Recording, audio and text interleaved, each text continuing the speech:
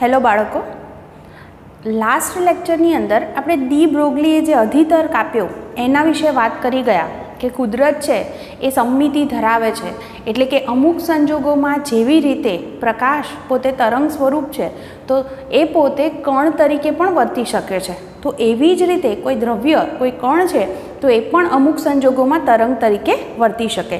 આ જે વાત કીધી એને આપણે ડ બ્રોગલીના અધિતર્ક તરીકે ઓળખીએ છીએ.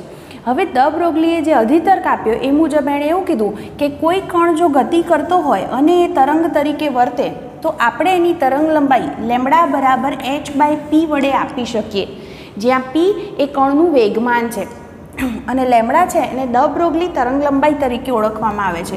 p બરાબર હું mv મૂકી શકું. તો આ રીતે જે છે આપણે જો કણનું દળ અને વેગ જાણતા હોય તો આપણે એની ડ બ્રોગલી તરંગ લંબાઈ નક્કી કરી શકીએ છીએ.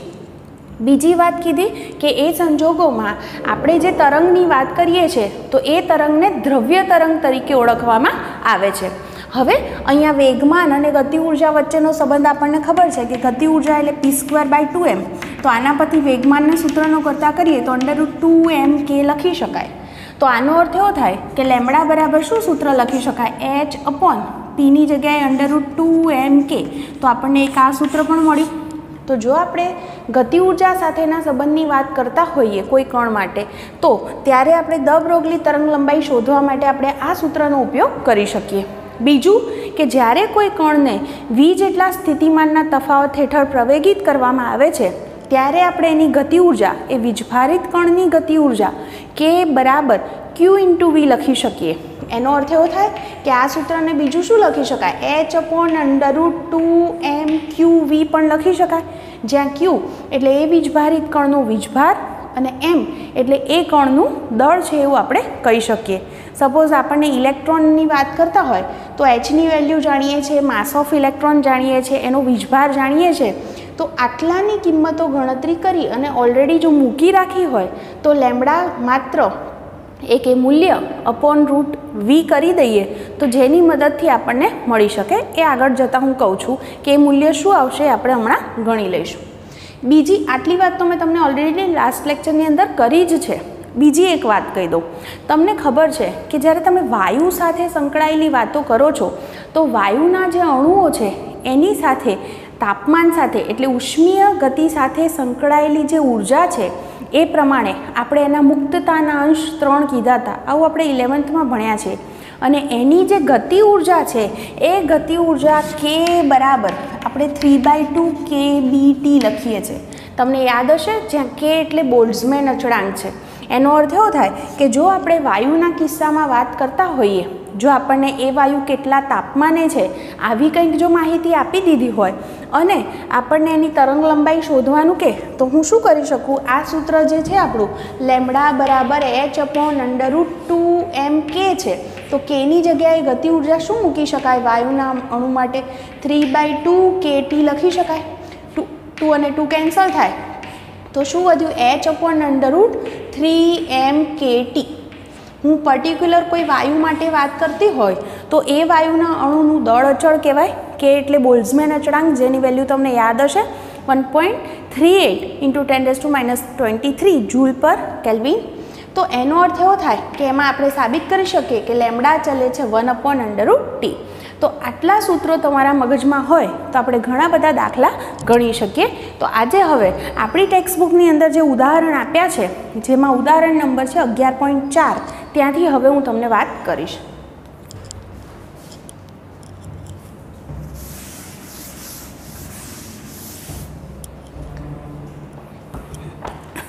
ક્વેશ્ચનમાં એવું કીધું છે, પ્રશ્ન એ 5.4 × 10⁶ મીટર પર સેકન્ડની ઝડપથી ગતિ કરતા ઇલેક્ટ્રોન, એટલે પહેલી જે કિંમત આપણને આપી છે એ આપણને ઇલેક્ટ્રોન માટેની કીધી છે અને એ ઇલેક્ટ્રોન માટે આવું હું લખું કે મને પહેલું તો શું આપ્યું છે એની ઝડપ એટલે v લખું, જે મને આપે છે 5.4 × 10⁶ મીટર પર સેકન્ડ.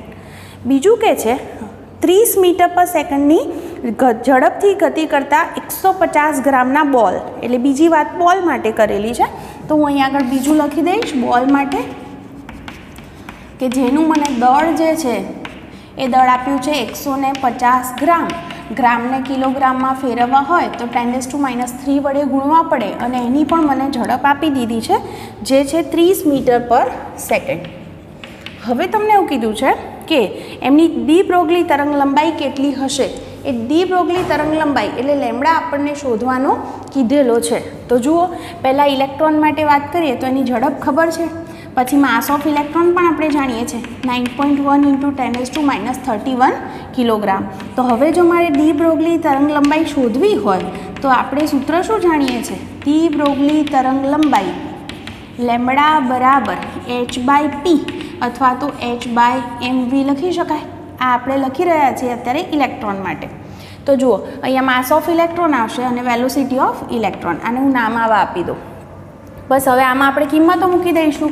એચની વેલ્યુ 6.625 એટલે 6.63 પણ મૂકી શકો છો.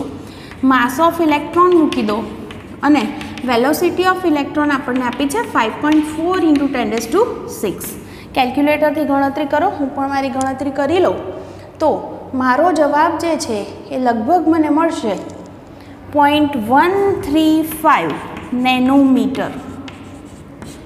તો આ રીતે જે છે એ આપણને ઇલેક્ટ્રોન સાથે સંકળાયેલી તરંગ લંબાઈ મળી શકે. એ જ રીતે હું બોલ માટે ગણતરી કરું તો દળ અને વેગ મને ખબર છે, તો હવે એની સાથે સંકળાયેલી આપણે ડી બ્રોગલી તરંગ લંબાઈ લઈએ. માસ ઓફ બોલ, વેલોસિટી ઓફ બોલ, આવા નામ આપી દઉં. તો હવે ડી બ્રોગલી તરંગ લંબાઈ શું સૂત્ર લઈએ આપણે? તો lambda of B is equal to, સૂત્ર શું થશે? h/mv. એમાં માસ ઓફ બોલ આવશે, વેલોસિટી ઓફ બોલ. એચની વેલ્યુ પાછી મૂકી દઉં 6.63 × 10⁻34. માસ ઓફ બોલ છે 150 × 10⁻³ અને એની વેલોસિટી છે 30. ફરી પાછું તમે કેલ્ક્યુલેટરનો ઉપયોગ કરી શકો અને ગણતરી કરી શકો, જેની મદદથી તમને પાછો તમારો જવાબ મળી જશે. અને એ તમારો જવાબ આવશે 1.47 × 10⁻34 મીટર. હવે જુઓ, જરાક સરખામણી કરો, તમને ખ્યાલ આવશે. આપણે લાસ્ટ લેક્ચરની અંદર પણ કીધું હતું કે આપણે પણ પોતે તરંગ સ્વરૂપે ગણી શકીએ, એટલે આપણી પણ તરંગ લંબાઈ ગણી શકાય જો આપણું દળ અને વેગ આપણે જાણતા હોય, મતલબ કે આપણે ગતિ કરતા હોય તો. પણ ધ્યાનથી જુઓ કે બોલ માટે આપણે ગણતરી કરી તો એની તરંગ લંબાઈ ખૂબ જ નાની છે, બરાબર. કોની કમ્પેરમાં? અહીંયા આગળ જો ઇલેક્ટ્રોન છે એની તરંગ લંબાઈ જુઓ, એ નેનોમીટરમાં આપણને આટલી મળે છે. તો એનો અર્થ એવો થાય કે આપણે ઇલેક્ટ્રોન છે એને તરંગ સ્વરૂપે ગણી અને એની વાત સમજી શકીએ, પણ બોલ છે એના માટે એ તરંગ તરીકે વર્તતો હોય તો પણ આપણે એને એમ કહેવાય કે અલગ પાડી અને જોઈ શકતા નથી. એનું તરંગ સ્વરૂપ જે છે એ આપણે જોઈ શકતા નથી. તો આ આપણો જે ઉદાહરણ હતું એ છે, તો તમે આ રીતે લખી લેશો. હવે પછીના ઉદાહરણ પર જઈએ. એ છે 11.5.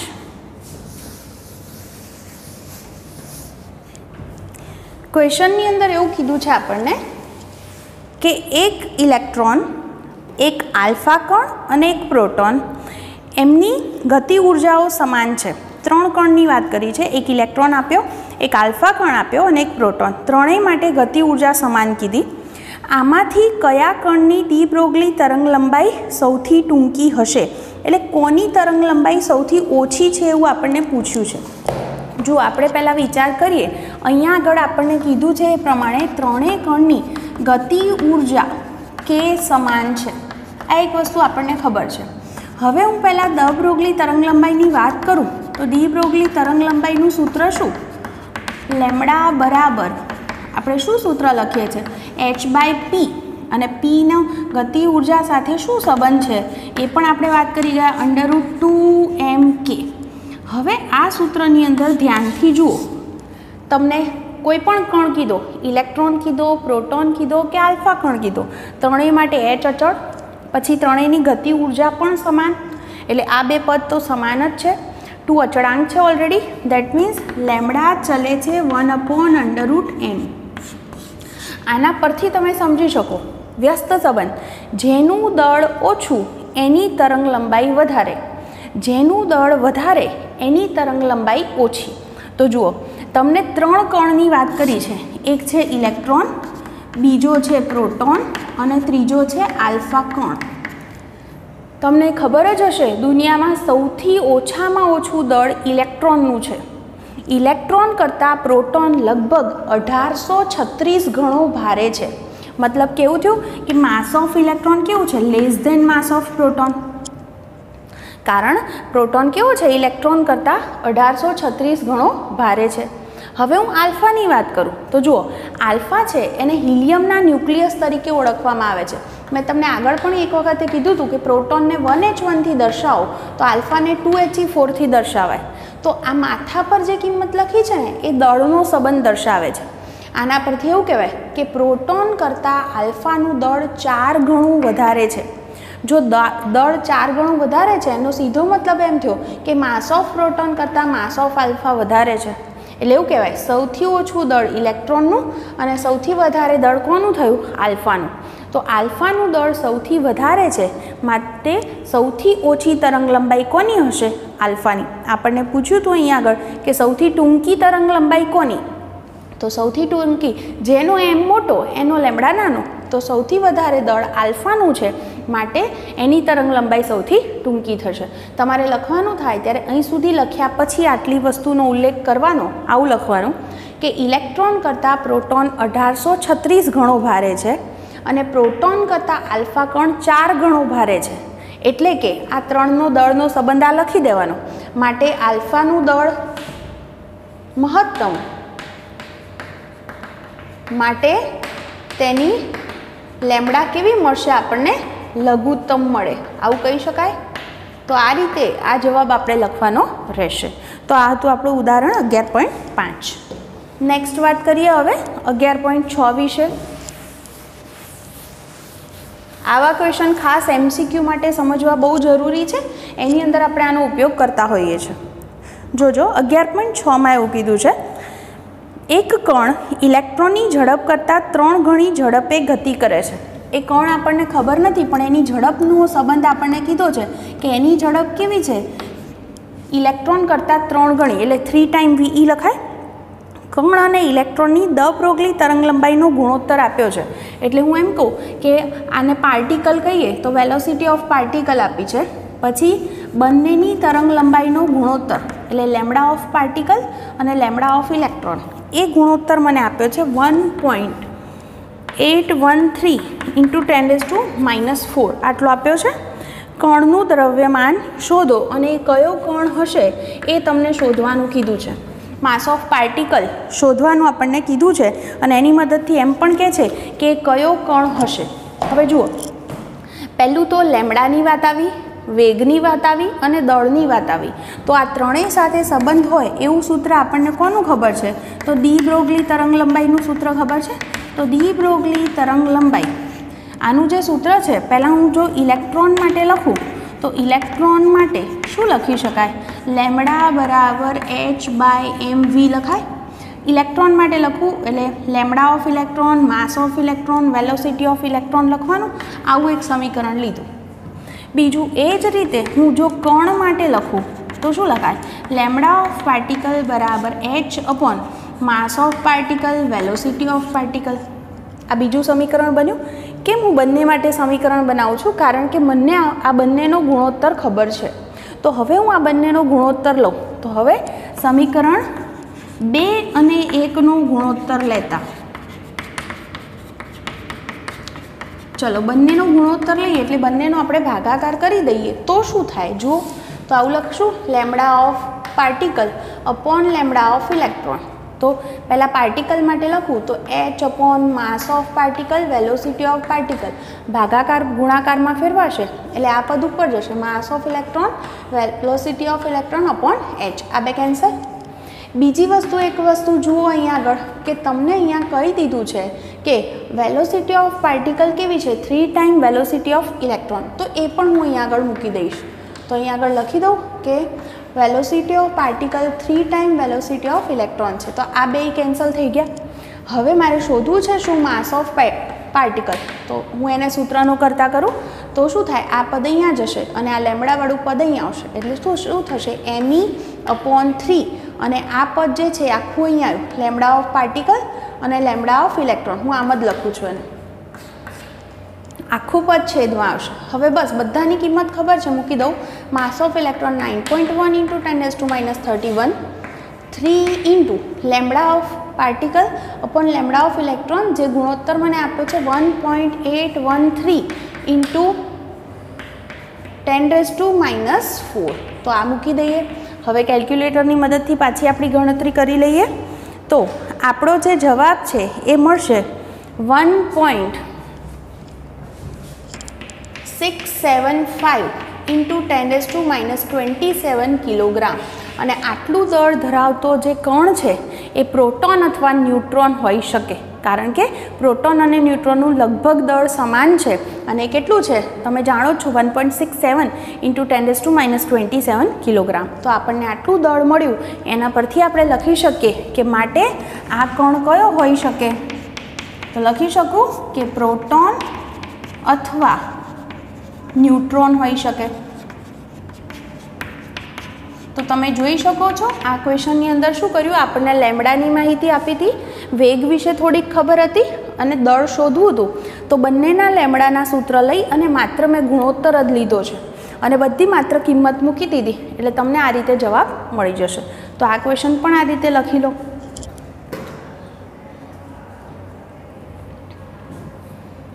હવે નેક્સ્ટ વાત કરું, એ છે ઉદાહરણ 11.7.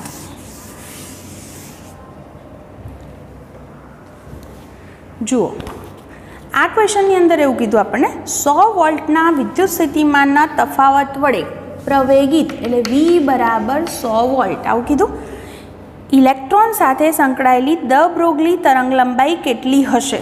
જો પાછો તમને લેમ્બડા શોધવાનું કીધું અને વોલ્ટેજ આપ્યા છે. કયો કણ છે કહી દીધું છે, ઇલેક્ટ્રોન. તમને યાદ હશે કે આપણે દી બ્રોગલી તરંગલંબાઈનું સૂત્ર શું લખીએ છીએ, તો દી બ્રોગલી તરંગલંબાઈ લેમ્બડા બરાબર h/p અને આનો ગતિ ઉર્જા સાથે શું સંબંધ હતો, તો √2mk.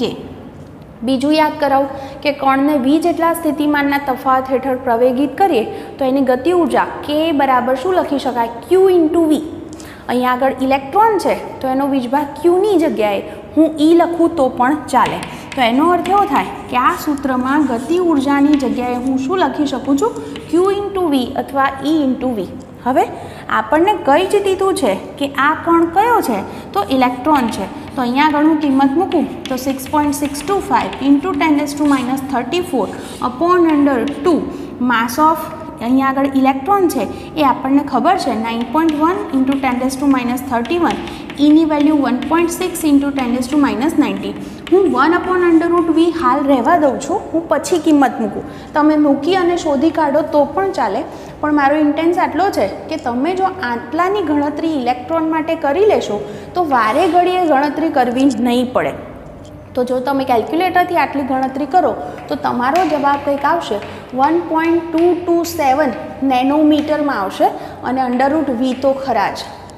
તો એનો અર્થ સીધો થાય કે અહીંયા આગળથી તમને જવાબ જે છે એ સીધો તમને જ્યારે MCQ ગણતા હોય તો v બરાબર 100 વોલ્ટ ખબર હોય તો આમાં સીધા જ મૂકી દો તો તમને સીધો આનો જવાબ મળી શકે. એટલે કે આપણે અહીંયા આગળ જે છે કિંમત મૂકી દઈએ તો અહીંયા આગળ આપણા કિસ્સામાં v બરાબર 100 છે તો હું 100 મૂકી દઉં તો 100નું વર્ગમૂળ 10 થશે, એ 10 ઉપર જશે એટલા માટે અહીંયા આગળ 10⁻1 એટલે શું થઈ જશે 0.1227 નેનોમીટર. બરાબર. તો એનો અર્થ એવો થયો કે આપણને જે છે એ 0.1227 લખો અથવા 0.123 પણ લખી શકાય, તો એપ્રોક્સિમેટલી 0.123 નેનોમીટર પણ લખી શકીએ. તો આ જે છે એ 100 વોલ્ટના સ્થિતિમાનના તફાવત હેઠળ આપણે જ્યારે ઇલેક્ટ્રોનને પ્રવેગિત કર્યો તો આપણને એની તરંગલંબાઈ છે એ આટલી મળી. એકચ્યુઅલી આટલી જે તરંગલંબાઈ ધરાવતું જે તરંગની હું વાત કરું તો એ છે એક્સરેઝ. ક્ષ-કિરણો જે છે એની પણ તરંગલંબાઈ આટલા ક્રમની મળે છે. તો આ રીતે આપણે દાખલો સોલ્વ કરી શકીએ. કિંમતો મૂકીને પણ સીધું ગણી શકાય, પણ જો તમને આ કિંમત યાદ હશે તો તમને બહુ ઇઝી પડશે કે જ્યારે પણ તમારે ઇલેક્ટ્રોન, પર્ટિક્યુલર ઇલેક્ટ્રોન માટે જ કહું છું કારણ કે અહીંયા માસ ઓફ ઇલેક્ટ્રોન મૂક્યા છે એટલે. તો જો ઇલેક્ટ્રોન માટે ગણતરી કરવાની થાય તો સીધું જ આમાં તમે મૂકી શકો અને ગણતરી કરી શકો. તો આવા આપણે દાખલા આટલા જોયા. હવે નેક્સ્ટ જે છે એ આગળનો ટોપિક હવે નેક્સ્ટ લેક્ચરની અંદર આપણે જોવાના છીએ. પણ આના રિલેટેડ આના પરથી તમને ઘણા બધા MCQમાં પણ ખ્યાલ આવશે, તો થોડીક એની પ્રેક્ટિસ કરતા રહેજો.